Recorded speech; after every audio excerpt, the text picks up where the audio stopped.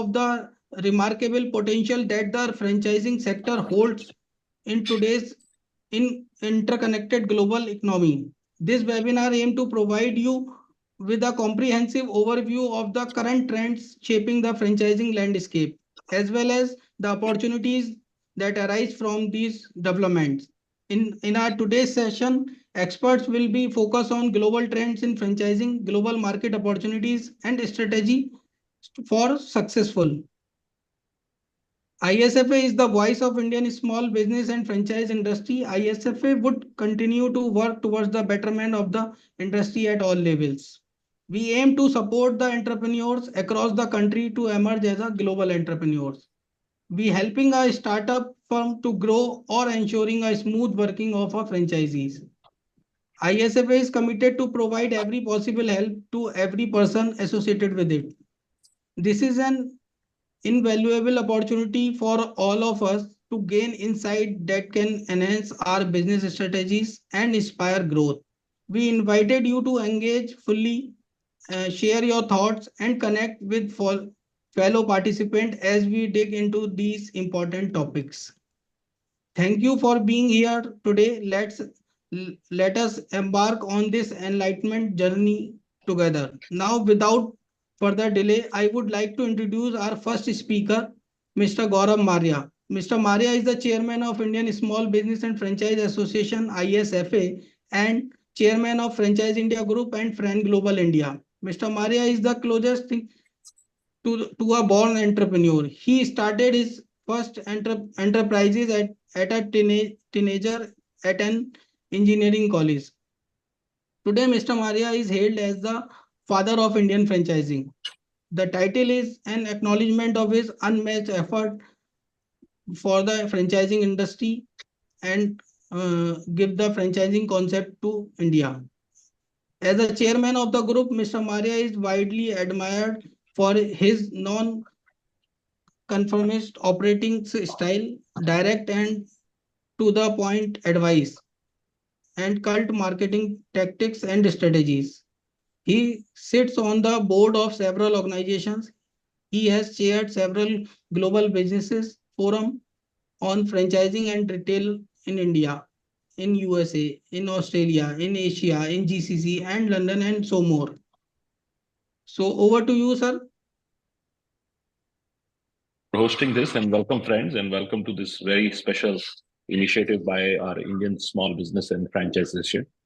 I welcome these initiatives because I feel that it is partially encouraging bilateral trade between our two countries, which we will introduce our honorable guest today, who joins us from Turkey, which is a very big commercial and a potential industrial partner for India.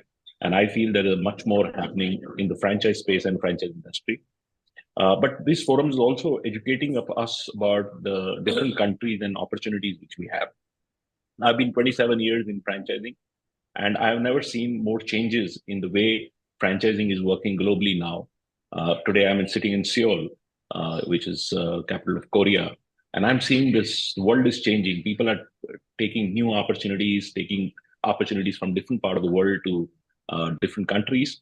And I see a big opportunity today as we invite our honorable guest. And Akshat, if you can introduce our honorable guest to begin with, and then we start the session. Sure, sir. Today, it will be our honor to have Mr. Donat with us. He is a board member of Turkish Franchise Association since 1994 and plays an active role in the representation of franchisee sector in Turkey at World Franchise Council, EFF, and Asia Pacific Franchise Council. He is in franchise sector first as a franchisee, then he as a franchisor, and then as franchisee professionals and various other roles. He is mainly experienced in food and education related franchisee models. Over to you, sir. Mr. Donat, if you want to give some keynote, and then we can get started with our few questions. Thank you very much, Mr. Gaurav. It's an honor to participate in this webinar together with you. I know that you're very experienced, especially in international franchising. You have experience in multiple countries, multiple continents. My specialty in franchising is, as my biography says, I joined this sector as a franchisee back in 1992. So I know the times in 90s when franchising was emerging the first time in Turkey as a franchisee. And then I became a franchisor of the same brand that I joined as a franchisee. And I was a franchisor for 18 years. And our brand became a countrywide brand reaching almost 200 outlets. And then I continued my experience as a franchise professional. And since 1994, I'm an active member of Turkish Franchise Association, and I represent the country's sector in WFC, EFF, and Asia Pacific Franchise Confederation, which gave me the chance to observe different countries and different franchise applications. And today, when I have the chance, I'd like to elaborate on the changing dynamics in franchising from 90s, now 2020s. It's a tremendous change. And as well as I'd like to mention why Turkey is a very good represent a very good opportunity for those who would like to come and invest, and also the Turkish brands exporting their brands and their systems worldwide, all over the world, and which sectors are more likely to grow internationally, and what are the challenges waiting for them, what are the opportunities lying there. That's I'd like to mention. Thank you very much. Nat, and I think before I probably come to a first part of the discussion, I'd like to know some statistics about what is Turkish franchise industry look like. How many current systems are actively franchising, and how many would be internationally get a franchising now? That's a very good question. Turkey is one of the most active country in Europe with a number of chains operating in franchising. It reaches nearly 2,200 brands operating in franchising. And among those 2,200, around 10% of them are members of Turkish Franchise Association. Our annual revenue in franchising estimated to reach $55 billion in 2024. As usual, mainly the franchising in half of those brands are operating in food sector. Food is the main dynamic model in franchising, but we see all sectors in Turkey as well, from education to different services, the car services, elderly care, wellnesses, self-care, from mainly all industries are represented in the form of franchising in Turkey. Many brands among I don't have the figures from the overall 2,200 brands, but around 51 brands they are our members. They are operating outside the border of Turkey. No, absolutely. This is a great insight, and it's a large industry for $55 billion. I'll give you a little stats about India. So India, while we have been privileged to work with a lot of active franchise systems, we've got 18,000 active franchise systems, largely because India is a large country. So there are a lot of them are regional. So they only franchise within their state or within their cities. Only about 2,000 plus companies would be what I can call the pan-India kind of an opportunities which they are franchising across, again, very clearly the same conventions pattern. We have large food contributes about 30-35%. Another sector which Turkey is actually leading now is fashion, and India also is a very large marketplace. So fashion franchising is very, very large, and I'm privileged to work with a lot of Turkish brands which now are global brands in fashion. And a lot of government initiative is also going on to take Turkish brands, which is actually a greater European quality and better pricing. So, and that's becoming very, very popular everywhere. Similarly, in India is a very large fashion industry. So we contribute another 30% on the fashion space. And then we have specialty retail and then a lot of services and education. So these are the sectors predominantly in India, while there are a lot of new sectors emerging, especially on technology side. I mean, we are having a very large new tech businesses which are coming in. So, and India, while we have very little, unlike many countries, while we have a lot of franchise systems, but we still don't do too much international franchising. The very handful of companies which are actually going international. But I see a next 5 to 10 years, you will see a lot of Indian brands, not only just from food or fashion, but a lot of other categories like healthcare, a lot of specialty aesthetic clinics. A lot of that is happening as we speak now, and they are getting international. To start with their immediate market. The immediate markets would be the Middle East and Southeast Asia. But it's not far that we will see some of our Indian brands getting into North America or Europe and likes of them. But I see personally a very big opportunity of Turkish brands looking at this part of the world, because they, as I said, they are fabulously best of the Europe quality and a much better pricing. I had an honor to bring in a Turkish furniture brand to India many years back, and the quality was nothing less than an Italian brand. So, and there are a lot of players now working on that. So that brings me to the first question of this today's session. And Akshat, you can also add if you want to add anything which you have kept in your agenda. Is about trends. So what is happening on the larger trends you see in franchising? You've seen a 3 decades of journey in franchising. What do you see? How this has changed, and what is happening, and what would be the future, and especially on food side, because food is a significant part of your business. What do you see is a big change happening? Thank you very much, Gaurav, for this question. Well, back in 1992, when I first started as a franchisee, I mean, the striking reality at that time, we didn't even have the cell phones. The internet was not used.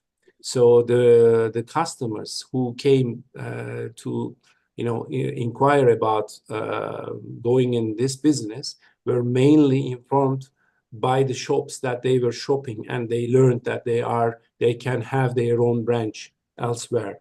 So the market was so virgin in that sense, in terms of there were only few franchise brands. Mind you, my brand was one of the first 10 franchise chains in Turkey. So back at that time, many things were, of course, hard to get and difficult to achieve, but on the other hand, very easy and very, we were lucky, for instance. So one of the change was, one of the interesting thing, there were so many franchise inquiries, they're coming, and they didn't have the chance to compare your conditions with other companies because they couldn't do it on the internet.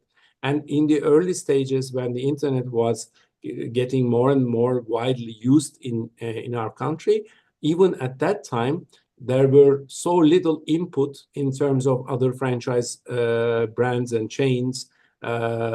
So they couldn't make any, comparisons. And so you were alone with the candidate, and your terms and your conditions were much easier to be accepted by the other party. The competition was much lower. But since then, the introduction of technology, the franchising became very popular. And now, as I said, we have 2,200 brands. And also the rise in technology, especially in the usage of internet, the consumer habits change in acquiring something to walk in to purchase, also affected the franchising. Now it's very easy to compare between, within the sector, you can make a lot of comparisons from, for instance, from a bakery franchise or from fast food franchise. You can have multiple comparisons within seconds. The expectation of income, necessary investment, even how many branches they have, what are their closing rate, what are their growth rate, and all of those information have become very transparent to franchisees, to prospective franchisees. So that is one change in the sector, and which is in a way challenging for the franchisers. But on the other hand, back in 90s, we needed to explain the rules of franchising. We needed to, make them understand, showing them the contract. They need to study the contract. They learned franchising together with us, our franchisees. So we needed the training constantly. And it was at that time quite difficult sometimes to, get them in line with the main principles of franchising. Whereas now it is widely known, widely learned by the franchisees, and the profile of franchisees and the franchisers have tremendously changed from 1990s to 2020s. Now, your prospective franchisee has been in this sector, was probably a franchisee from a different brand, or is probably want to expand with a different brand while he or she is still having a different brand on his pocket, and just want to spread the egg in different baskets and expand in a different sector as well. And so they are well aware of all the franchise rules, the principles, which makes the franchisor's business easier in that sense when it comes to that. I would like to mention the global trend in franchising after the pandemics. I want to draw your attention to that. After the pandemics, many people questioned their lifestyle, started to question.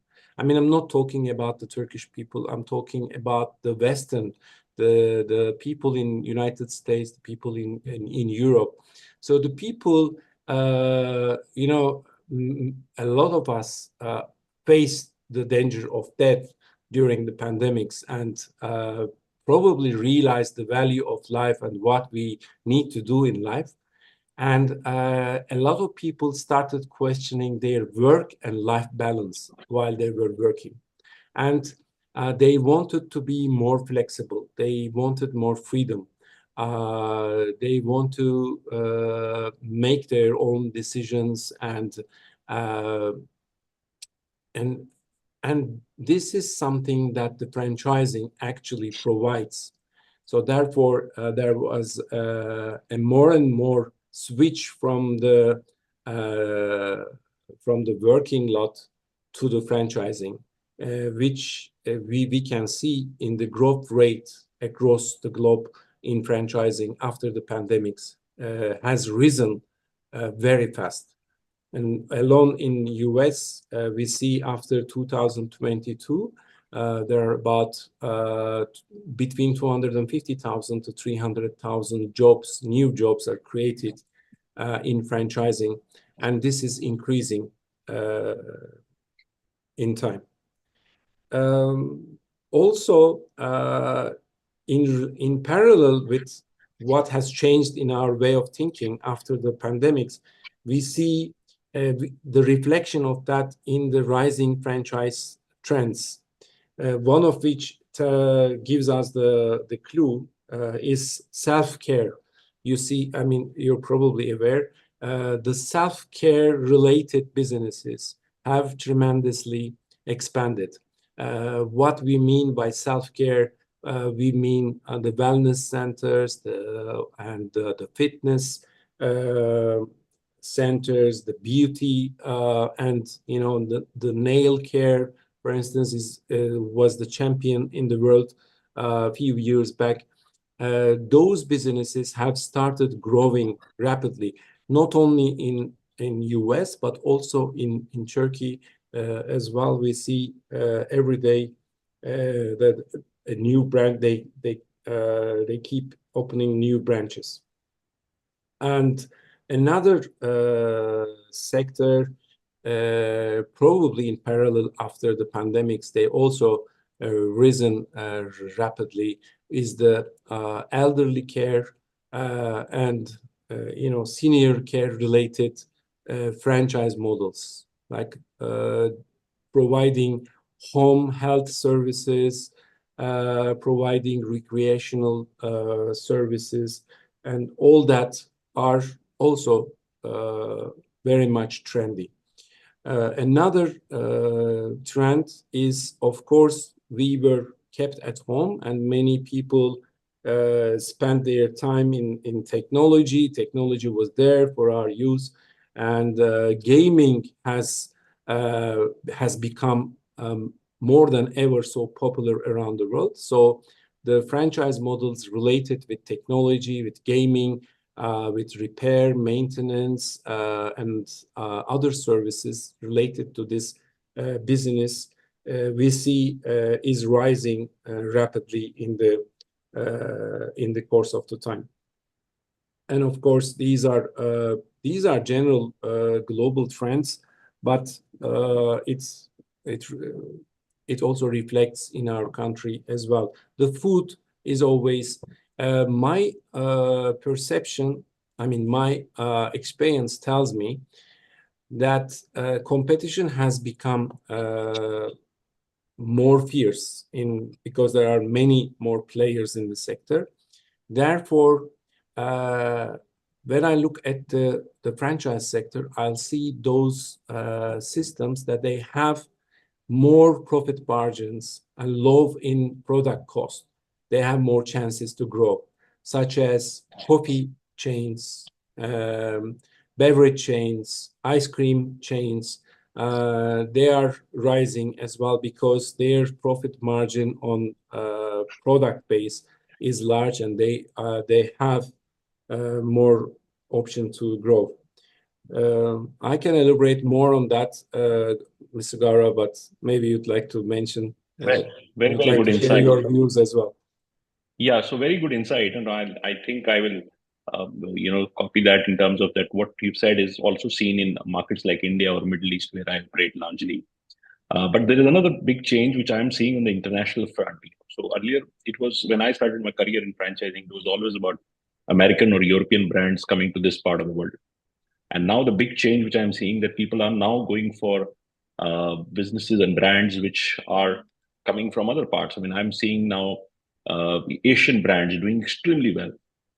And now we have more and more Asian brands now becoming global. We're seeing a lot of Turkish brands now being very, very popular. I was in Saudi Arabia and I met one of the large family offices, and they told me that, look, we just want to focus on Turkey because those are the brands which we want to bring into Saudi Arabia versus a lot of American companies which we had in the portfolio. So at Trend Global and our other companies, we are also changing our portfolio, and we understand that now the preferences have become very different. And it's also because people are well traveled, they understand what is happening in the world, and they pick things which are the best from the world. And so that's a big trend which I see a change. Another change, which is obviously, as you said, in businesses which are getting automated. I'm becoming more fan that businesses have to become edit proof and also be automated. So we are now seeing trends of new food businesses which are coming in, which are largely automated at the back. So you have lesser people to be employed, and you are able to do much better throughput. So those are the businesses which are technology-centered businesses. In India, we also see a lot of digital franchising happening. which means that they don't really have physical stores, and they can just take this product or service purely digitally out, and they're making franchises geographically. And that trend I also see would go to the world. You will be able to render your services or products purely digitally running through that. So these are the trends which we see internationally. The one big trend I feel that also has happened because not so much good situation of these wars happening is that people's preferences on what they want to consume is also changing a lot, which is giving an opportunity for countries like India or Turkey or places like that to now be in a preferred, opportunities in some part of the world where, for reasons people don't want to consume a particular thing. Like I'm seeing a big shift to, if you go to any Turkish coffee shop in the Middle East, it will always be packed completely. It's one preference of product. And second, people are shifting from what they don't want to consume. And I don't want to use it in an open forum, but this is a big trend. And we should, at our associations, encourage our businesses and brands to take the advantage of that. I'm not saying it is a bad advantage, but it's an opportunity for us to showcase our opportunities and brands to the world. And that's why at ISFA, we are doing a lot of cross-border delegations. And before this webinar started, I also encouraged that we should do between India and Turkey also some kind of a collective cross-border delegations to educate our brands that they can look at these markets to take their businesses or brands to respective markets. This brings to me the next question, how an association of yours is helping Turkish brands to explore international markets, and how do you really, do you run trade missions or you run some entire thing, and any kind of advice you want to give, which helps them to really navigate the international markets? Thank you, Gaurav. Well, you are absolutely right. Nowadays, many brands, especially from our region and from Asia, have started to expand in other countries, and they are becoming more and more successful. There's always a try and error experience with the first trials. We see a lot of brands, they failed, of course, but these experiences have generated more experienced players, and they did not make the same mistakes that the previous ones made, and they now have a more success ratio abroad. I will come to your question, but let me elaborate on what are the advantages of going abroad. I mean, why a brand? I mean, you are the most highly populated, the highest populated country in the world. In Turkey, we are like 85 million, and there's enough people here, right? I mean, why should you bother, taking your brand to Germany, to Azerbaijan, to Iraq or so? There are some reasons, and that is the crucial point why you should do that. Not for the sake of doing it, but the return is tremendous for those players. They do it right. Main reason is that when you take your brand, for instance, you are a Turkish doner kebab brand, and you want to operate in Germany. I've seen many examples of that in the past. The market in Germany is so used to those little shops. The way that the products are served there is in comparison to those professional franchise brands are so primitive. So when a Turkish well-organized, well-tested, and highly engineered products with a great team and experts going in Germany, they are making revenues that they can hardly meet when they operate in Turkey. That's one reason. I mean, because the market is not saturated there for their brand, they have a much higher chance of success. The second reason is that they spread their eggs in different baskets. So they're not making only local currency, their revenue, their revenue is coming from different currencies. They earn euros, they earn dollars, they earn dinars, and from all over the world. And if there is a crisis going in one part of the world, they have other eggs in the other baskets, which make them live. They still float on the surface of the sea.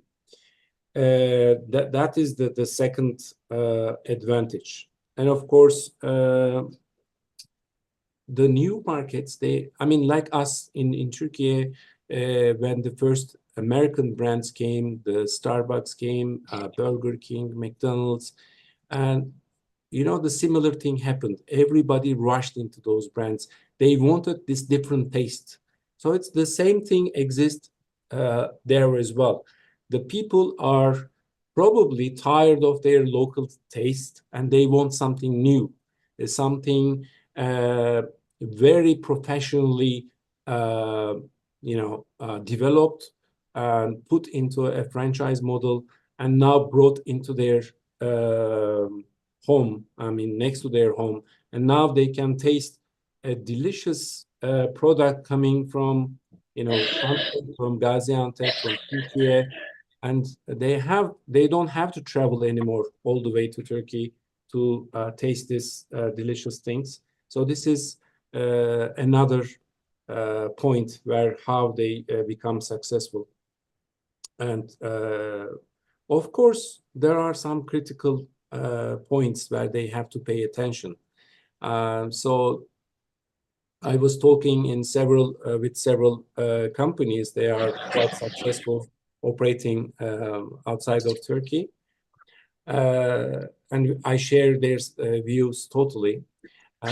One of the things is that they decide on, for instance, they want to go to United Kingdom, or they want to go to Germany.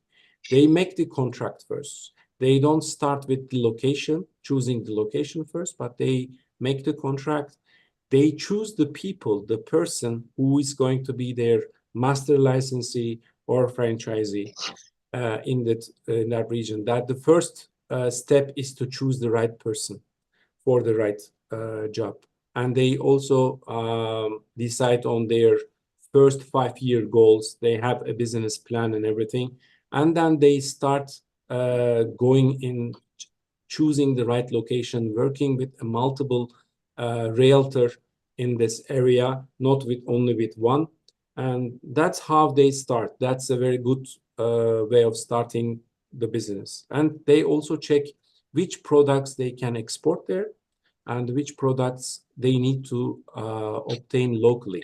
And then they start a research on local suppliers and services, the packaging, and also the raw materials or ready materials to be sold. So they prepare the whole system before they even start deciding on the location.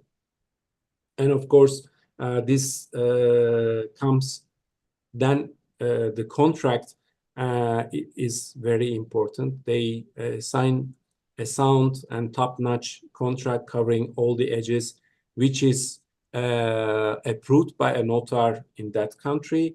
And also they get a local legal advice, which is a must-thing.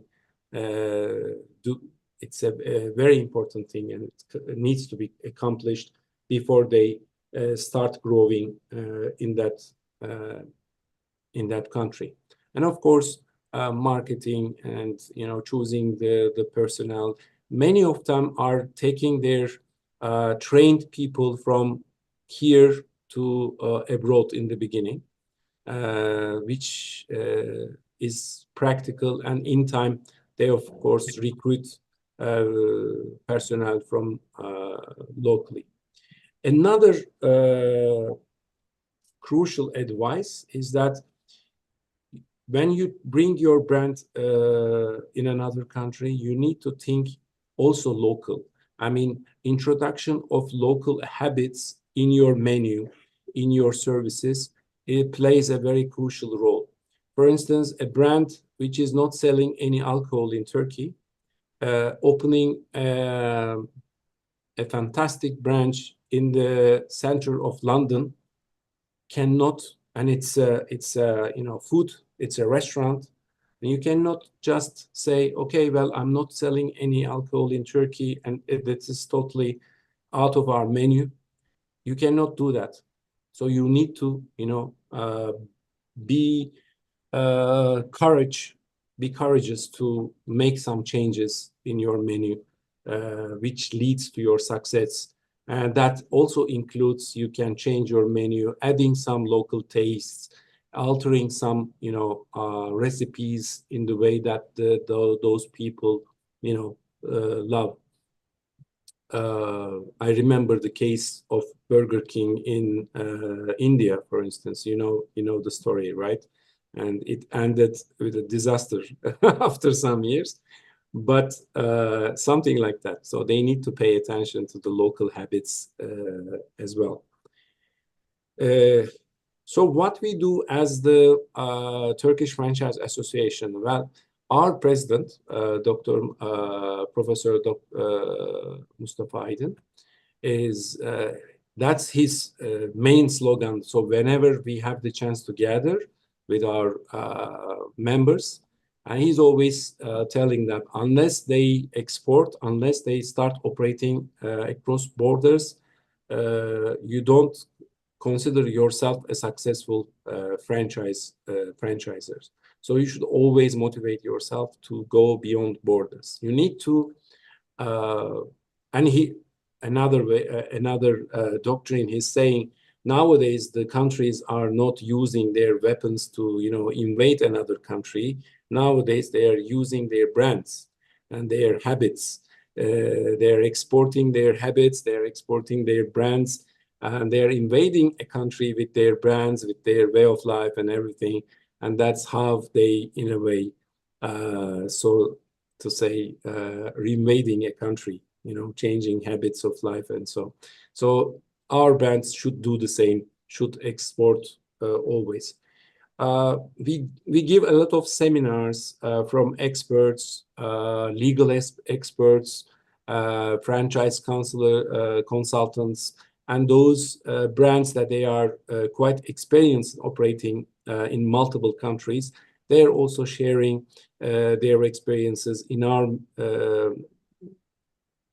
regular exchange of experience meetings, encouraging other members to also export their brand, also go and explore the world and see the chances. We also visit international franchise expos all around the world, and together with our members, we go and exploit those different chances. Also, we have an annual franchise expo every year and in Istanbul, which is very popular by international brands. So they come here and they look for Turkish brands so that they are willing to be a master franchisor. They bring it to their country. But on the other hand, there are many brands coming and they are seeking their master franchises for their brand in Turkey. So this is our priority, Gaurav. Yeah, absolutely. And I like your statement, which you said that now the brands are invading the countries and they bring the culture to that entire thing and way of life. So this is going on, and I think all countries and economies are thinking a similar way, and especially our large developing economies, which have a reason to take our brands to the global market. I would add to maybe what you said. You covered most of the things. Normally, we advise at 3 levels to any company which is now looking to go international. One, most of them are very opportunist. So if somebody is visiting company, say like I was going to Istanbul for holiday and I like something and I reach out and say, can I take this brand to my market? That's not always the best approach. So companies need to find out which is the most strategic market for them and why they want to do it. And normally it's an immediate market where you have immediate same customer overlap, which you want to do that. So that's one of the areas which we really work with our members in association, that how do we really define which are their immediate markets and where you would have not to change a lot of things. second thing, which is very important, you need to define who you need. So if it is a small market, somebody comes and takes, wants a franchise in Mauritius, which is maybe a couple of location structure. I need to have an operator. I need to have operator who might maybe open up 3 or 4 locations. He's hands-on, he's available in the business. But if it is a market as big as India, then you need to have maybe a larger corporation who can do justice on that business. Otherwise, they would not be able to do that. And I've seen a lot of disasters where people have entered India with smaller operators who don't have a bandwidth to build the business to entire thing. Either the business became too small and marginalized, or they were not able to scale that business or eventually closed. So you need to be very clear who you really need in which market you want to do. And third is what you rightly said, adaptability to that market. But if the adaptability is significant, which means that I have to significantly change my brand. Like I was working with an Australian topmost steakhouse, and I met the chairman, and he says, look, I'm very keen on India. I says, so would you like to change your business from steakhouse to something else? Because India's steaks are not possible. And he says, no, that's not possible because my business is actually, I'm known for steaks. So India is not your market. You can probably look at going to Saudi Arabia, or you can go to any other market in the world, and the world is over for you. But why would you choose a business which needs significant change in the business model which you need to do? So between these 3 advices, we work with that. Apart from that, what you said, I completely agree. You need to have professional support. You need to have right legal counsels. You need to have your trademark being protected. And we've seen that a lot of challenges, especially in some countries where you've not protected your trademark and somebody else is running the trademark. So going international is not a cheap initiative. It needs capital. And you need to allocate that capital and a long-term plan on that. If you don't have that capital allocation and a long-term plan, you'll not be able to succeed in international expansion. And wherever we enter a market, then you need to try to do a cluster. So because if you do a cluster in that region, you're able to put up a significant size and structure to that marketplace. So that brings me to the third part of the business, and this probably will be last because we're running out of the time. And so any advice you would like to give it to companies which would like to enter Turkey, say international brands, and I'm working in now 12 odd countries in my personal capacity as business, but association wise, Indian Small Business and Franchise Association, we have a lot of brands coming to us and asking, saying, how can I enter Turkey and how can I enter there? So if you can enlighten us, and it can eventually go as a white paper to our members, where if somebody is looking to enter Turkey, which is also seen as a gateway to Europe now. So what should be the steps you should take? And is there some initiatives by association? How do you encourage? Do you have a membership for foreign brands to be part of your association? So any advice which you want to give it to, especially for our larger Indian brands which would like to look at entering there? Thank you, Gaurav. Yes, we have. It used to be 2/3 of all the brands operating in Turkey used to be foreign brands back in 90s, the 20s, early 20s and so. Now this ratio changed in favor of the Turkish brand because there are a lot of new players emerged from this country, and now 1/3 of all operating brands are in Turkey are foreign-related brands, and among those, foreign brands operating in Turkey, it used to be mainly coming from the Western world in the old times. And now this equation is also changing. Now we see a lot of new brands. They're bringing new habits. For instance, from East Asia, this bubble tea chains have become very, very successful. And there are, as far as I know, around 10 chains operating in Turkey. They are, foreign-related companies. First of all, as you said, I totally agree. First, they need to test their product in Turkey. Whether this taste is competitive, is highly demanded, and they can see the opportunity in Turkey that this is, this will be highly acquired by the Turkish consumers. And this is the starting point. As I said, I invite all interested franchisers to come and take part in our show in February in Istanbul Expo. And we are preparing a special package where they not only come and enjoy the fair and get the experience and meet with the potential master franchises, but they also enjoy Istanbul, because it will also have a tour in Istanbul, and it will be together with the accommodation, with the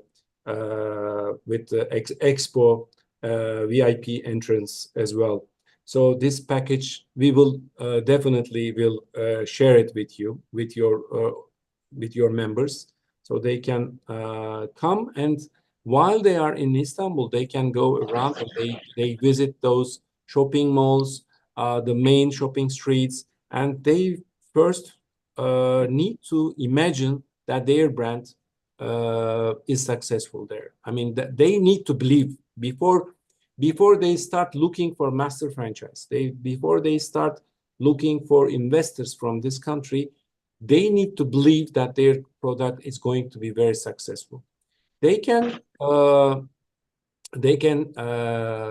start the first shop on their own, and then franchise, then find a master franchise as well. This is the second method, of course. But I will go back to what I said.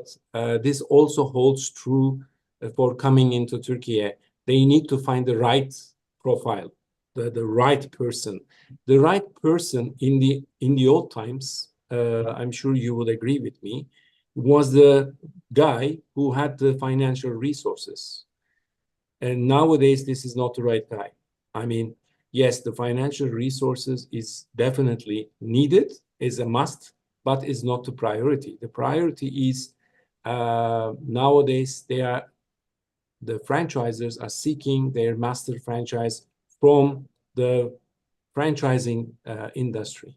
Those they have previous experience in this sector. They operated different brands, or they are still operating different brands. They know how the franchise can grow. They know the main principles, as well as they know how to manage their stores within this system.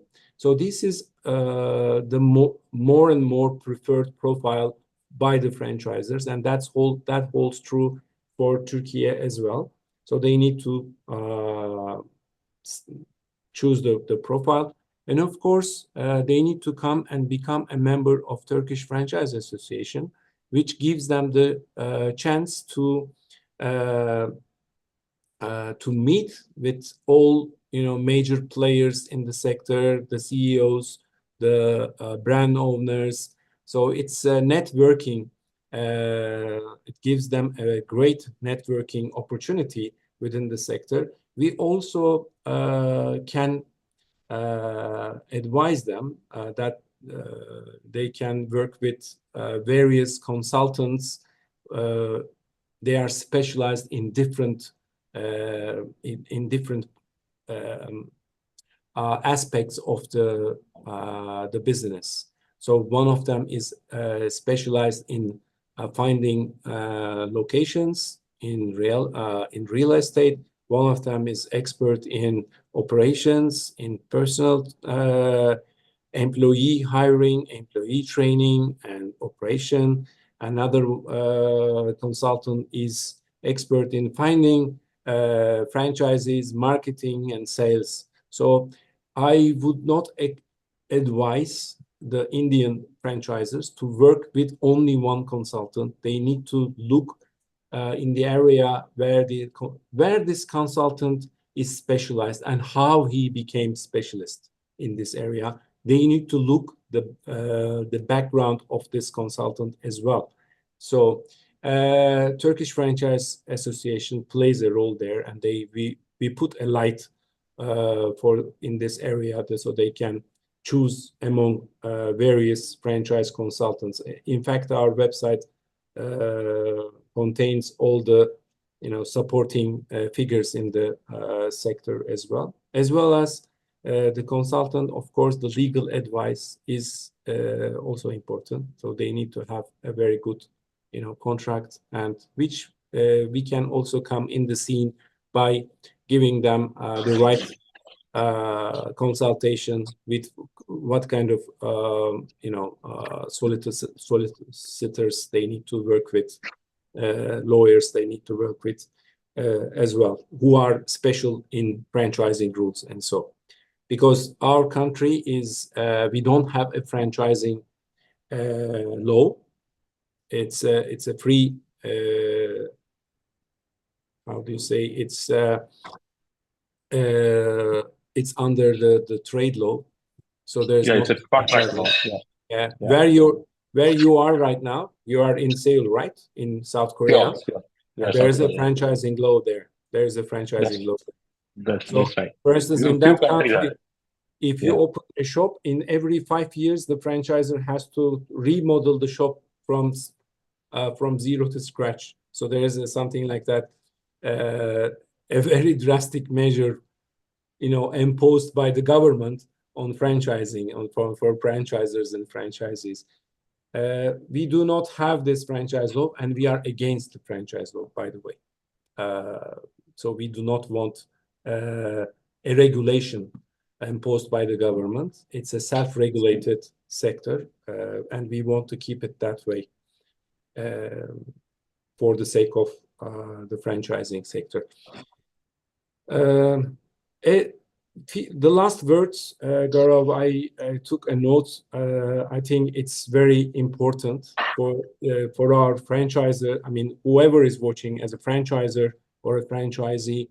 I mean, this advancement in technology really shocks me every year. What are the new applications? What are the new products? They are related with franchising. One of them is customer optimization. Have you ever heard? I don't know.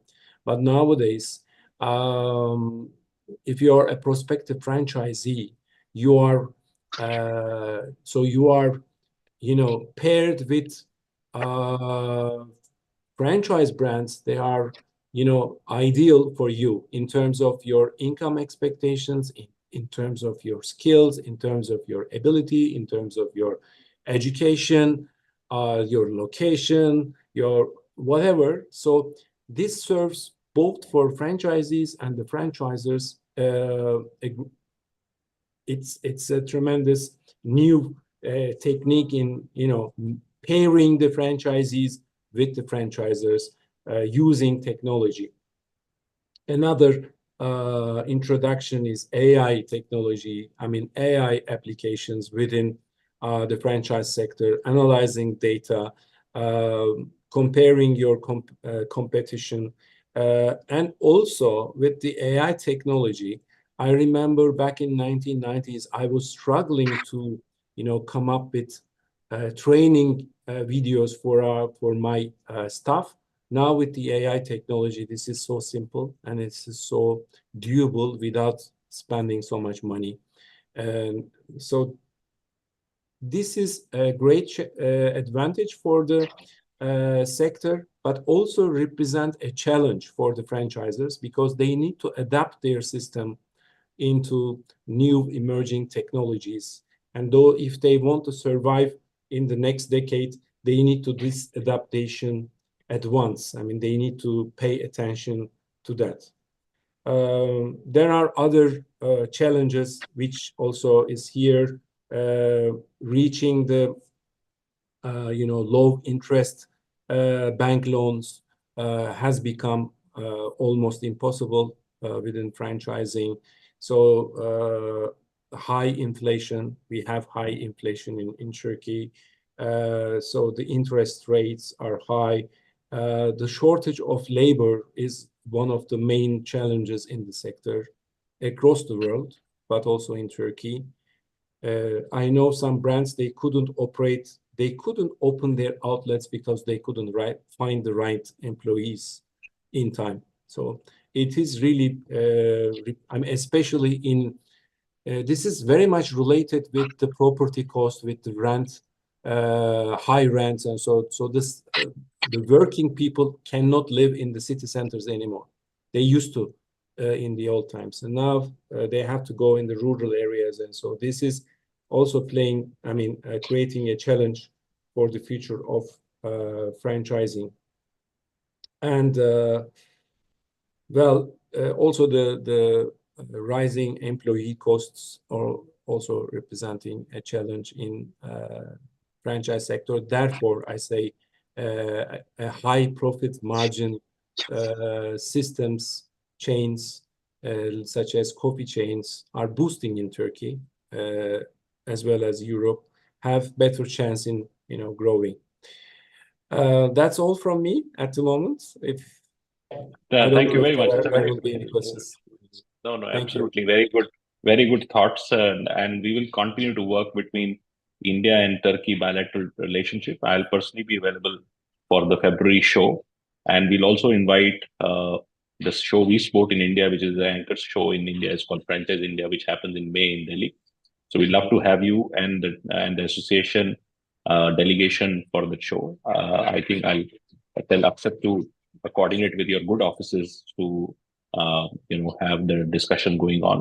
And we really thank you for taking time out today and be part of this. We need to do more sessions. We need to maybe do bigger panel where we bring some brands, they share their stories, and we continue to build a lot of information between our two great countries and also our initiative through our association to build the education on this, and now also to encourage international franchising.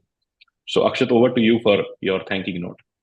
Thank you very much, sir. And thank you very much, Mr. Donat, for taking out the time from your busy schedule and enlightening your expertise and share your expertise with our association member and attendees. And I assure you that ISFA is always there for your members in India as a counterpart of your chamber to support in all the way. If they are looking for the expansion in India or anywhere, we are ready to support them in all the way. We provide all the guidance. We provide all the suggestions for the in terms of market, as you are saying, if you are going abroad or in a different country zone, then first of all, you look for the proper model for the franchising, and then second is the market for your expansion. So we are ready for suggesting and guiding and handholding with your brands in India. And thank you, Gaurav sir, for giving your valuable time to us from your busy schedule. And our next session is on 22nd of October with the Indonesia Franchise Association. So it is my request to all the participants to join us on that day as well and know about the Indonesian market and how their brand are keen to participate in the Indian market. And as Donat sir says, brands are ready to expand, and India is the emerging market. India is means well known for the education, for the tourism, for hospitality, for healthcare. So all countries are looking for India right now. So thank you very much for both the experts. Thank you. Thank you, Mr. Donat. Thank you. Yeah, really appreciate it. And I look forward to meeting you in person. Thank you. Thank you, Mr. Gaurav. I also congratulate you for this wonderful webinars. I think you're serving great for the franchise sector in India, helping your franchisers to get acknowledged by different franchise associations and their markets. I congratulate you for this initiative. Thank you. Thank you very much. Have a nice day. Thank you. Bye.